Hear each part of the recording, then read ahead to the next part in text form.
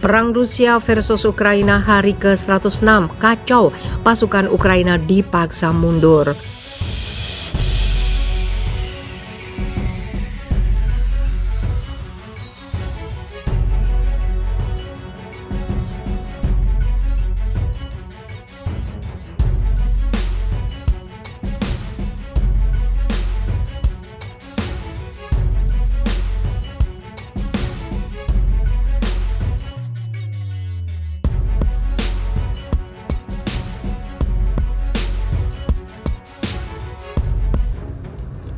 Perang Rusia versus Ukraina hari ke-106, kacau, pasukan Ukraina dipaksa mundur.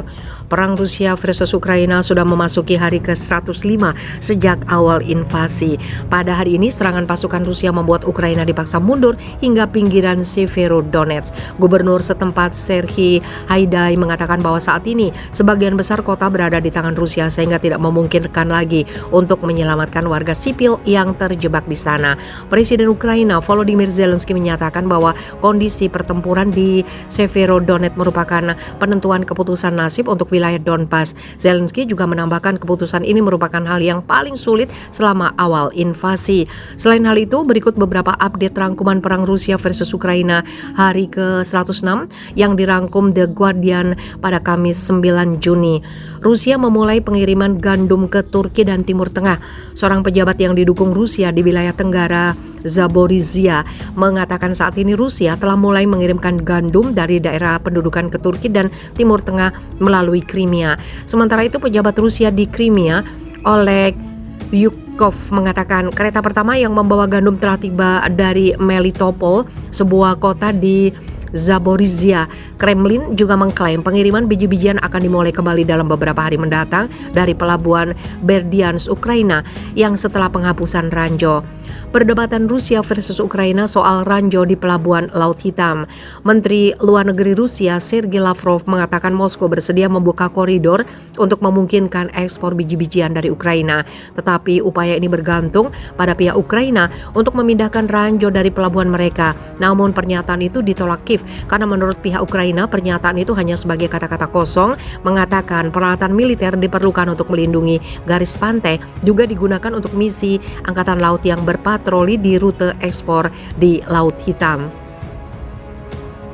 PBB peringatkan dampak invasi Rusia yang terus berlangsung. Sekretaris Jenderal PBB Antonio Guterres memperingatkan bahwa invasi Rusia ke Ukraina akan melepaskan gelombang kelaparan dan kemiskinan yang belum pernah terjadi sebelumnya. Selain itu, invasi ini juga akan meninggalkan kekacauan sosial dan ekonomi di belakangnya. Dalam sebuah laporan, PBB mengatakan setidaknya 94 negara yang merupakan rumah bagi sekitar 1,6 miliar orang sangat terkena dampak dan tidak mampu mengatasinya. Penentuan wilayah Zaporizhia. Pejabat Rusia di wilayah Zaporizhia, Ukraina dilaporkan sedang berencana untuk mengadakan referendum akhir tahun ini untuk bergabung dengan Rusia. Akan tetapi Ukraina mengatakan bahwa setiap referendum yang diadakan di bawah kependudukan Rusia akan ilegal dan hasilnya curang. Kepala Rabi Moskow Pinkas Goldsmith telah meninggalkan Rusia setelah mendapatkan tekanan untuk mendukung invasinya ke Ukraina. Dikabarkan saat ini Goldsmith telah terbang ke Hungaria untuk mengumpulkan uang bagi para pengungsi di Eropa Timur setelah menolak untuk secara terbuka mendukung apa yang disebut Moskow sebagai operasi militer khusus di Ukraina. Dua pria Inggris yang berjuang di Ukraina dihukum 20 tahun penjara. Dua pria Inggris yang ditangkap oleh pasukan Rusia saat bertempur bersama tentara Ukraina di Mariupol menghadapi hukuman 20 tahun penjara. Kedua orang tersebut adalah Aiden Aslin 28 tahun dan Shaun Pinner 48 tahun. Ancaman krisis untuk Inggris akibat invasi Rusia ke Ukraina. Ekonomi Inggris akan menderita lebih dari negara industri besar lain karena dampak invasi Rusia ke Ukraina. Menurut OECD mengatakan perekonomian Inggris akan tumbuh hanya sebesar 3,6% pada 2022 sebelum membukukan pertumbuhan dengan angka 0 pada 2023. Bantuan $40 miliar dari Amerika Serikat telah diterima Ukraina.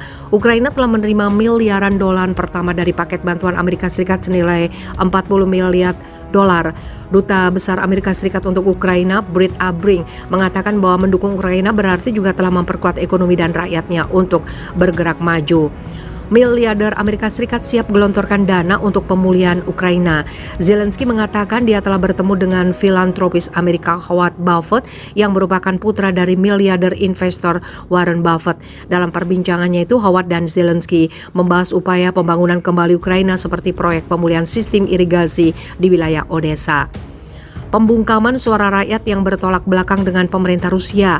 Pihak berwenang Rusia dilaporkan telah memperpanjang penahanan jurnalis Vladimir Kara-Murzazeer. Hal itu dilakukan karena Kara berbicara tentang pertempuran di Ukraina. Sementara itu jurnalis lainnya seperti Andrei Soldatov yang merupakan jurnalis investigasi asal Rusia mengatakan bahwa sebuah kasus pidana telah dibuka terhadapnya.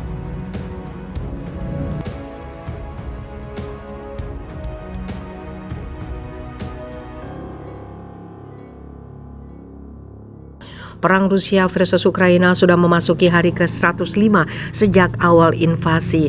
Pada hari ini, serangan pasukan Rusia membuat Ukraina dipaksa mundur hingga pinggiran Severodonetsk. Gubernur setempat Serhiy Haidai mengatakan bahwa saat ini sebagian besar kota berada di tangan Rusia sehingga tidak memungkinkan lagi untuk menyelamatkan warga sipil yang terjebak di sana. Presiden Ukraina Volodymyr Zelensky menyatakan bahwa kondisi pertempuran di Severodonetsk merupakan penentuan keputusan nasib untuk wilayah Donbas. Zelensky juga menambahkan keputusan ini merupakan hal yang paling sulit selama awal invasi. Selain hal itu, berikut beberapa update rangkuman perang Rusia versus Ukraina hari ke-106 yang dirangkum The Guardian pada Kamis 9 Juni. Rusia memulai pengiriman gandum ke Turki dan Timur Tengah.